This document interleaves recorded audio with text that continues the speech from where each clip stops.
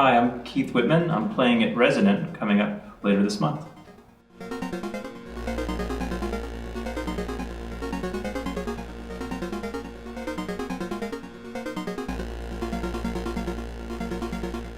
Yeah, I mean, I got into music at a really young age. I went through playing guitar and clarinet and flute and all that when I was really young at school bands and all that stuff. And then kind of like the first electronic music I got into was actually computer music. I had a Commodore VIC-20 and a Commodore 64 at home, and I got into just writing little basic sound programs, the SID chip kind of stuff, just writing songs that way. That was kind of like the first really original music that I'd ever made, was actually just peeking and poking a SID chip, so it's kind of like, when I look back now, it's pretty funny how relevant that is now. This was like in 82, 83, like when I was 10 years old. I grew up just outside of New York City, my mother was Scottish, but everybody was settled in that part of the US by the time I was born, so. Yeah, it was good. It's really an amazing place to grow up, in the safe halo of New York City, and I obviously, as soon as I could do it, I would start taking the bus into the city and go record shopping and go to see jazz shows and stuff, I've been living in Melbourne now for 2 years, though, and my family and I moved over here in it was November 2015, so almost 2.5 years now. So it's been great here, though. I haven't been playing very much, but I love it here. It's great, It's an awesome place to live. It's so much more relaxed than New York or Boston, which is where I lived right before I came over, so.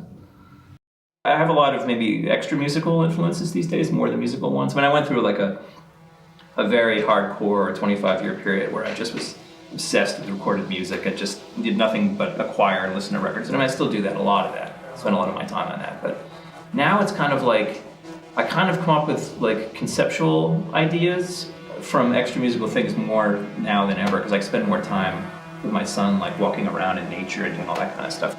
We've been going to the Bat Park, which is in, what's the name of that park system? The Yarra Bend Park, in the top east corner. There's a bat landing. You drive down the side of a hill and there's thousands of bats that have just been moved there. And I spent all this time now just staring at these thousands of bats and trying to make recordings ultrasonic. I have a little small handheld ultrasonic, decoder which is a frequency divider basically that breaks the signal down so you can hear it. Just have this little microphone just pointing at bats. And it's I can do that for hours now, just listening to these really cool acoustic sounds. It's kind of more, there's so many sources of sound. You look at it thousands of oscillators or something like that, all making these really sharp, clicking, transient sounds. It's really amazing, Yeah, I played maybe 30 shows last year, but all in Europe. A couple in the US, but I went back and forth to Europe 4 or 5 times last year, just doing various festivals and stuff. I was just there in late November and early December. I was in Europe for about 3 weeks playing shows. And those were all commissions anyway, so I had to, went to the GRM, did another third piece there with the original Coupagny, which they're, what's his name, Philippe Dow is fixing. And then he's made a whole new recreated Coupagny modular synthesizer, all new modules. He's basically reverse engineered all the 60s ones. But they put me in a room with the original gray box modular, the pinpoint patch bay one, and I did a new piece there in about 3 or 4 days, and then played it in the Maison de Radio France. So I was doing that. Here, I'm going to try to play more shows this year in Melbourne using the kind of Eurorack computer kind of back and forth system that I've been developing. And that's getting to a really nice place now. It's actually getting a lot smaller. I have a 12U 104 HP Enclave case, and it's full of stuff, but now I just find myself just kind of focusing on a couple really key modules, like the Expert Sleepers General CV I really love. Have you played around with that?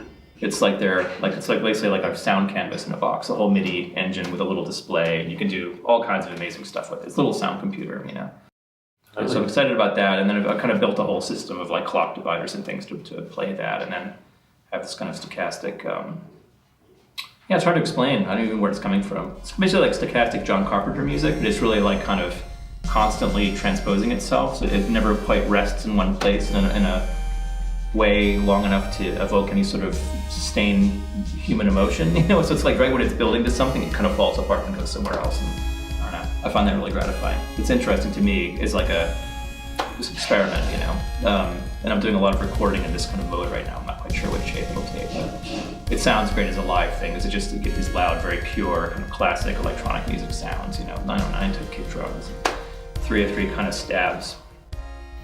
So I think I can get away with doing more for less these days. I used to rely on having this gigantic system, but now it's really just the general CV the E-Wave module and a couple of other things in there, a couple like maybe the 3-voice canon kind of thing. Just is so, you can get so many variations out of those 3 kind of sub patches that it makes it really, you know, a constantly changing set of sounds with just a couple things. And instead of having this gigantic system with millions of different variations, now I can just kind of focus on these 3 sounds.